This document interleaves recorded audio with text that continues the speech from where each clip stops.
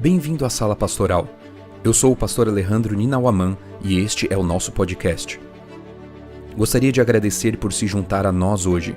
O meu sonho é que sejamos uma igreja organizada para amar e servir, e espero que esta mensagem o inspire e motive a dar o próximo passo em sua jornada com Cristo.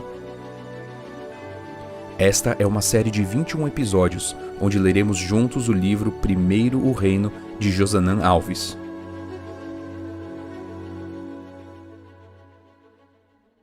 Capítulo 9. Usa-me, Senhor. Que a vida e o caráter sejam o mais forte argumento em favor do cristianismo, pois por meio destes serão os homens impelidos a saber a vosso respeito que estivestes com Jesus e dele aprendestes.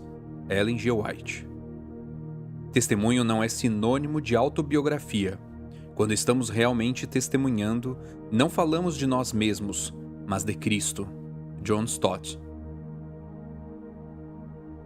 Em certa igreja, um homem chamado Carlos foi batizado. A decisão dele não era a mais simples ou fácil a ser tomada.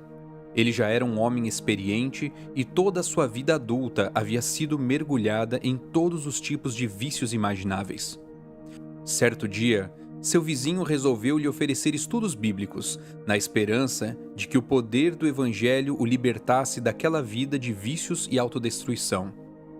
Quanto poder há disponível no Evangelho? O apóstolo Paulo afirma no início da carta aos Romanos: "Não me envergonho do Evangelho, porque é o poder de Deus para a salvação." Romanos 1,16. O termo usado por Paulo para poder é a palavra grega dynamis. Essa é a expressão que dá origem à palavra dinamite em nosso idioma. O Evangelho é como a dinamite de Deus para nos salvar. Essa dinamite de poder e salvação alcançou Carlos. Ele foi liberto não apenas de um passado de pecado e condenação, mas também dos vícios que o dominavam no presente. Ele se entregou completamente a Jesus e foi tomado pelo desejo de testemunhar sobre sua nova história em Cristo. Sua vida era um testemunho poderoso do poder do Evangelho. As pessoas simplesmente não acreditavam no que viam. Como alguém que vivia sujo, jogado nas calçadas, alheio ao que acontecia na sociedade, estava agora vestindo roupas limpas, andando de cabeça erguida e com um incrível sorriso nos lábios? Geralmente a maioria dos vícios não é solitária, e os amigos de Carlos, que por anos viviam como ele vivera, começaram a procurá-lo para saber o que havia acontecido. Havia uma explicação, e ele estava sempre disposto a compartilhá-la. Ele dizia: "Eu estava morto e revivi, estava perdido e fui achado." Esses amigos de vício começaram a acompanhá-lo à igreja para assistir aos cultos e conhecer o caminho de liberdade experimentado por ele. Eu conheci Carlos em um desses cultos. Fui pregar na igreja pequena que ele frequentava e percebi que em um dos bancos estavam homens com uma clara aparência de embriaguez. Aquilo me chamou a atenção imediatamente. Já encontrei algumas vezes uma ou outra pessoa embriagada no culto, mas nunca havia visto tantos bêbados em um único culto. Durante toda a programação, Carlos ficava sentado perto deles para tentar manter a ordem. Ao final do sermão, foi apresentado aquele homem extraordinário que me contou sua história e a história de seus amigos. Conversei um pouco com eles e em certo momento perguntei o que estavam buscando ao ir para a igreja. Um deles, com os olhos cheios de lágrimas, disse: "Quero ser igual ao irmão Carlos." E os outros concordaram com a cabeça. É claro que eles queriam ser iguais ao Carlos. Eu também quero.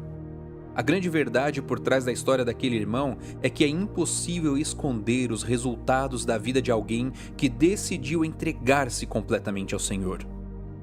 Nesse capítulo, iremos refletir um pouco sobre como é a vida de quem decide entregar tudo ao Senhor. Para isso, mais uma vez, a história da viúva pobre nos ajudará. O contexto literário da história da viúva nos ensinará uma grande lição.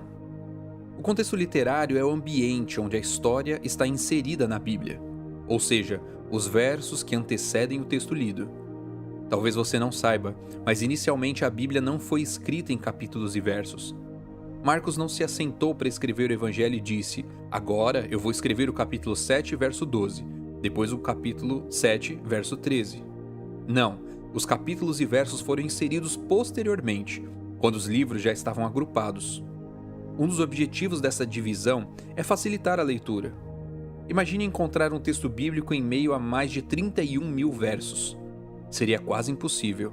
Por isso, para facilitar a localização e a divisão dos temas, a Bíblia foi dividida em capítulos e versos.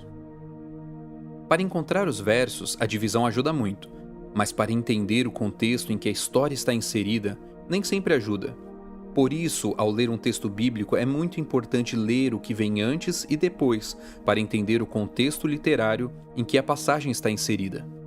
Quando lemos o contexto da história da viúva em Marcos 12, percebemos que nos versos anteriores, Jesus está tendo uma série de embates com os líderes religiosos da época, chamados de fariseus e saduceus. Em um desses conflitos, relatado em Marcos 12, 28 a 34, um dos líderes religiosos se aproxima de Jesus e faz a seguinte pergunta: qual é o principal de todos os mandamentos? Verso 28. Ao que Jesus responde: o principal é: escute, ó Israel, o Senhor nosso Deus é o único Senhor. Ame o Senhor seu Deus de todo o seu coração, de toda a sua alma, de todo o seu entendimento e com toda a sua força. O segundo é: ame ao seu próximo como você ama a si mesmo. Não há outro mandamento maior do que estes. Versos 29 a 31. Em sua resposta, Jesus uniu dois textos do Pentateuco. A primeira parte foi tirada do famoso texto de Deuteronômio 6, versos 4 e 5. Esse é um texto muito querido e conhecido pelos judeus.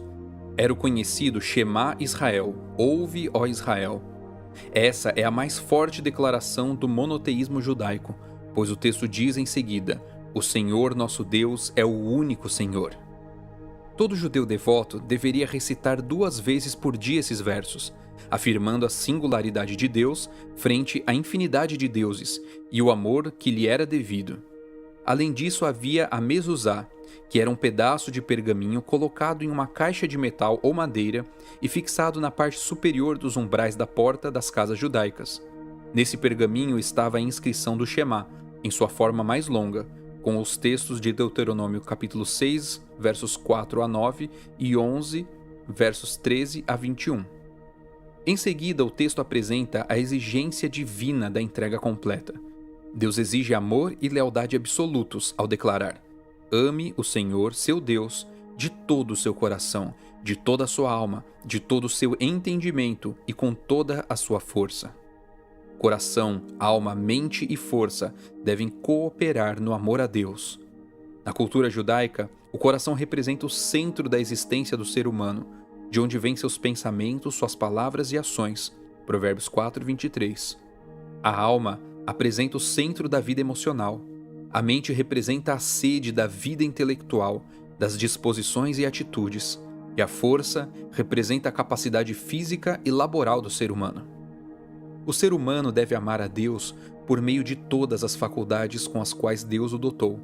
Entretanto, além da ordem de usar todas essas capacidades ao máximo, a repetição quádrupla, todo, toda, todo, toda, nos ensina uma valiosa lição.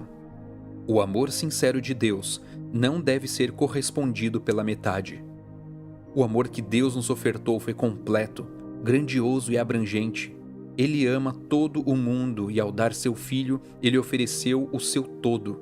A entrega que ele espera de nós deve ser completa.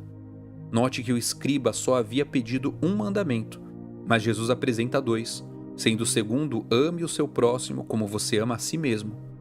Nesta parte do texto, Jesus está citando Levítico 19, verso 18. Na perspectiva de Jesus, não é possível amar a Deus sem também amar o próximo. O amor a Deus deve levar ao amor ao próximo, e o amor ao próximo é uma evidência do amor a Deus. Sem dúvida, a passagem tem um acentuado destaque cristológico, pois Jesus é a melhor expressão desse amor a Deus, que se dá sem reservas até a morte, em obediência à vontade divina, pela salvação dos pecadores. Na perspectiva divina, amor sentido e amor posto em ação são dois aspectos inseparáveis do verdadeiro amor. Um não é aceitável nem possível sem o outro. Na resposta de Jesus, ele fez uma ligação entre amar a Deus e amar ao próximo.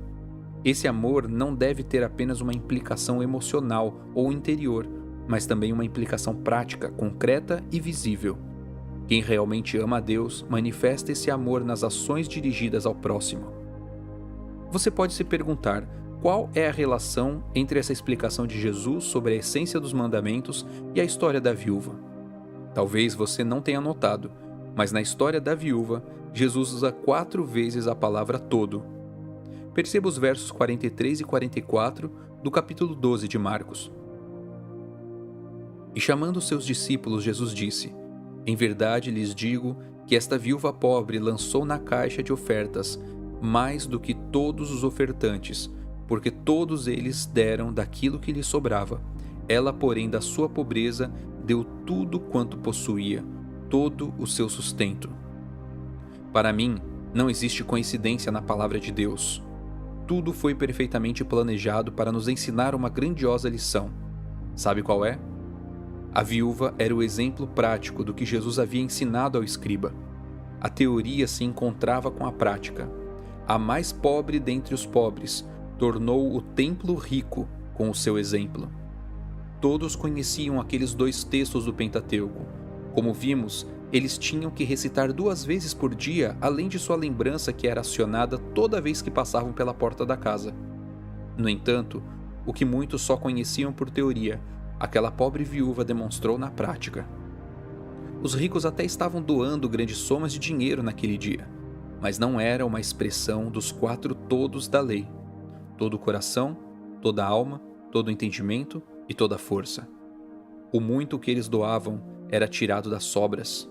Já o pouco que a viúva doava era tirado de tudo que ela possuía. Eles apenas recitavam decoro o Shema Israel. Ela o vivia na prática.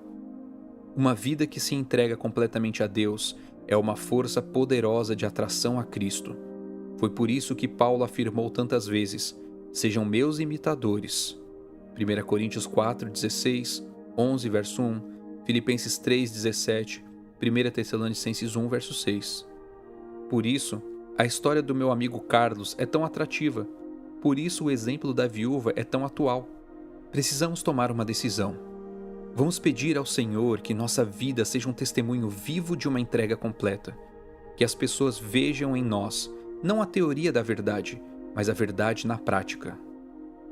Faça uma pequena oração, fazendo esse pedido a Deus com as suas palavras.